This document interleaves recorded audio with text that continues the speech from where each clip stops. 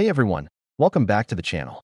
Have you ever opened up the Bible, felt completely overwhelmed, and just closed it again? You're not alone. Many people want to connect with the scriptures, but they just don't know where to start. It can feel like trying to read a map in a language you don't understand. But what if I told you that in just a few minutes, you could learn a simple framework to unlock the richness of the Bible for yourself? This isn't about becoming a theologian overnight. It's about building a personal, meaningful connection with God's Word. Sticking with it can truly transform your perspective, your day, and your life. So, let's get into it. First things first, let's talk about our first main point. Context is king. You wouldn't read a single text message from a long conversation and think you understand the whole story, right? The Bible is the same. Before you dive into a verse, ask yourself a few questions. Who wrote this book? Who were they writing to? What was happening in the world at that time? For example, reading a letter from Paul to the early church in Corinth is very different from reading a psalm written by David when he was a shepherd king.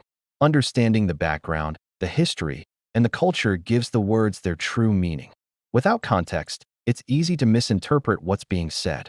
A great starting point for any book in the Bible is to do a quick search online for its historical context. Just looking up background of the book of Romans or author and audience of the Gospel of John can provide a wealth of information that will illuminate your reading. It's like turning on the lights in a dark room. Suddenly, everything makes sense. Our second main point is to understand the genre. The Bible isn't just one book. It's a library of 66 books, and they aren't all the same type of writing. You have history, like in Kings and Chronicles. You have poetry, like in Psalms and Song of Solomon. There's wisdom literature, like Proverbs. You have prophecy, like in Isaiah and Jeremiah.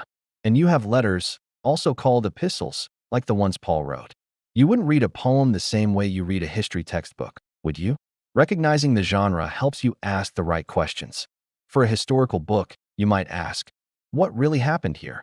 For a psalm, you might ask, what emotion is the writer expressing to God? For a proverb, you might ask, what timeless wisdom is being shared here? This approach keeps you from trying to force every passage into the same box. It lets the text speak to you in the way it was intended to. Just being aware of these different styles will dramatically improve your understanding and prevent a lot of confusion. Now for our third and most important point, application. The goal of reading the Bible isn't just to accumulate knowledge. It's about life change. It's about letting God's Word shape who you are. So, after you've considered the context and the genre, the final step is to ask, so what? How does this apply to my life today? A great way to do this is using a simple method. First, observation. What does the passage actually say? Stick to the facts of the text. Second, interpretation. What does it mean? This is where your understanding of context and genre comes in. And third, application. How does this change me? What should I do, think, or feel differently because of this truth? Maybe a passage challenges you to be more patient. Maybe it encourages you when you're feeling down. Maybe it convicts you about a certain attitude. The point is to build a bridge from the ancient text to your modern life. Write down one specific takeaway. This makes it personal and actionable, turning your study time from an academic exercise into a transformative experience. So, context, genre, and application. That's the framework.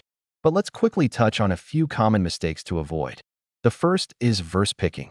This is when you pull a single verse out of its surroundings to make it say whatever you want it to say. This is how scripture gets twisted. Always read the verses before and after to get the full picture. The second mistake is making it all about you. Sometimes, we read the Bible like we're the main character in every story. But the Bible is one big story about God and His plan. Our story fits into His. So, the first question should always be, what does this teach me about God? Before we ask, what does this mean for me? Avoiding these pitfalls will keep your study grounded and God-centered.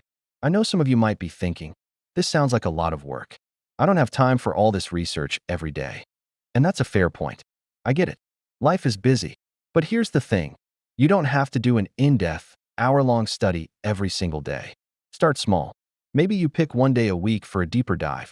On the other days, you can simply read a chapter and ask one application question. Or you could use a Bible study app or a devotional that does some of the context work for you. The goal isn't perfection, it's connection. It's about creating a sustainable habit. Don't let the idea of a perfect, quiet time stop you from having a good enough one. 5 minutes of focused reading is better than 0 minutes because you felt overwhelmed. Start where you are with what you have. So, let's wrap this up with the main takeaway. Studying the Bible doesn't have to be intimidating. It's accessible to everyone. Just remember the 3 pillars. First, understand the context. Who wrote it, to whom, and why. Second, identify the genre. Is it history, poetry, or a letter? This tells you how to read it. And third, always look for the application. How does this truth change my life today? Start small, be consistent, and give yourself grace. The journey of 1,000 miles begins with a single step. Your journey into a deeper understanding of Scripture can begin today with a single chapter. This is a journey that is so worth it. The Bible is a living book, and when you engage with it, it engages with you. Thank you so much for watching. I hope this was helpful and demystified the process for you. If you got some value out of this video, give it a like and consider subscribing for more content to help you on your faith journey. Drop a comment below and let me know which book of the Bible you're excited to start reading. I'll see you in the next one.